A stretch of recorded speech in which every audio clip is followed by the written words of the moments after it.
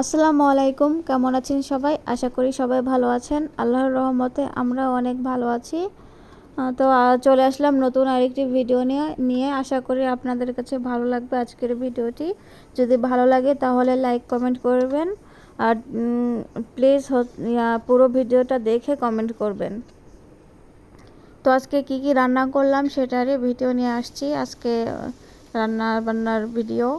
তো এগুলো হচ্ছে প্রথমে কলমি শাক রান্না করে উঠাই নিলাম। এগুলো হচ্ছে লাউয়ের সিল্কা ভাজি করছি আলু দিয়ে ডিম দিয়ে এগুলো ভাজি করে নিছি আমি খুব সুন্দর করে, আর খুব ভালো হয়েছিল খেতে।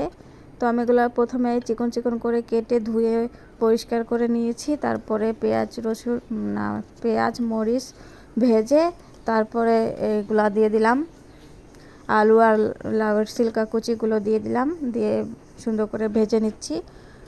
খুব ভালো হয়েছিল খেতে, কারণ একদম কচি লাউ ছিল তো অনেক ভালো লেগেছে খেতে। ভাজিটা অনেক ভালো হয়েছিল। তো এই তো ভাজিটা আমার প্রায় হয়ে আসছে। তেল একটু বেশি হয়ে গেছিলো, মানে বেশি পড়ে গিয়েছিল তেলটা। এখন একটা ডিম ভেঙে দিয়ে দিচ্ছি। ডিমটা আমি ভাজির সঙ্গে মিশিয়ে নিব। এই যে দেখতেই পাচ্ছেন ডিমটা আমি ভাজির সঙ্গে খুব সুন্দর করে মিশিয়ে নিয়েছি। ডিমটা দেওয়াতে আরও বেশি টেস্ট হয়েছিল ভাজিটা। এখন আমি লাউ রান্না করব মাছ দিয়ে, রুই মাছ দিয়ে। এই জন্য আমি প্রথমে মাছ রান্নার জন্য, মাছটা কষানোর জন্য মশলা কষিয়ে নিচ্ছি। এই মশলার মধ্যে মাছটা প্রথমে আমি কষিয়ে নিব।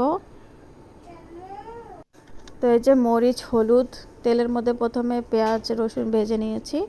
এখন মরিচ আর হলুদ দিয়ে দিলাম। এরপরে এই যে মাছগুলো দিয়ে দিলাম। মাছগুলো দিয়ে ভালোভাবে কষিয়ে নেব, মানে মাছটা রান্নায় করে ফেলবো পুরাপুরি। যে এখন মাছটা আমি উঠিয়ে নিচ্ছি, আলাদা একটা পাত্রে উঠায় নিলাম মাছটা। এরপরে আমি এই মশলার মধ্যে লাউগুলো দিয়ে লাউগুলো রান্না করে নেব। এই যে দেখতে পাচ্ছেন লাউটা পুরো গলে গিয়েছিল, একদম কচি একটা গাছের লাউ ছিল। আমাদের পাশের বাসারই একজনের গাছের এই লাউটা ছিল আর কি, একদম কচি, খুব সুন্দর। দেখতে পাচ্ছেন লাউটা আমি ভালোভাবে নাড়াচাড়া করে কষিয়ে নিচ্ছি, রান্না করে নিচ্ছি লাউটা। এখন আমি উপরে মাছগুলা দিয়ে দিচ্ছি। যে মাছগুলো উঠায় রাখছিলাম কষিয়ে রাখা মাছগুলো, সেগুলো দিয়ে দিলাম লাউয়ের তরকারিটার মধ্যে। লাউটাও খেতে অসম্ভব মজা হয়েছিল। এখন কিছু ধনিয়ার পাতা ছিটিয়ে দিলাম। এখন এই যে মাটির হাঁড়িতে ভাত বসাই দিছি।